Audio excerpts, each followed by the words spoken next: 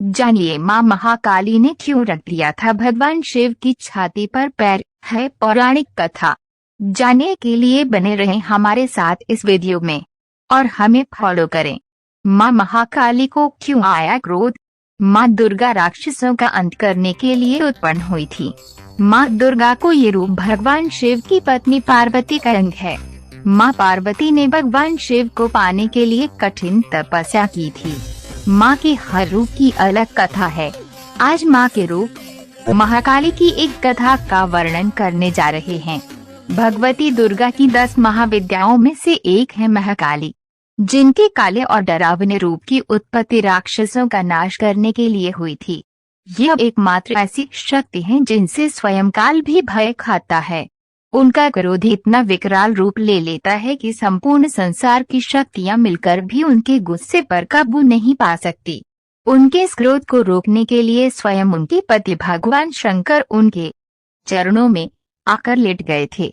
इस संबंध में शास्त्रों में एक कथा वर्णित है, जो इस प्रकार है। दैत्य रक्तबीज ने कठोर तप के बल पर वर पाया था कि अगर उसके खून की एक बूंद भी धरती पर गिरेगी तो उससे अनेक दैत्य पैदा हो जाएंगे।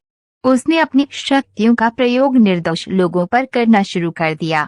धीरे धीरे उसने अपना आतंक तीनों लोगों पर मचा दिया। देवताओं ने उसे युद्ध के लिए ललकारा। भयंकर युद्ध का आगाज हुआ।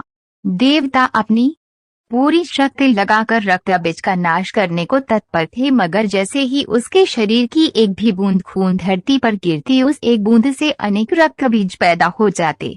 सभी देवता मिलकर महाकाली की शरण में गए।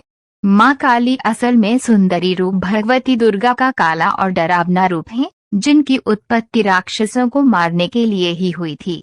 महाकाली ने देवताओं की रक्षा के लिए विकराल रूप धारण कर युद्ध भूमि में प्रवेश किया।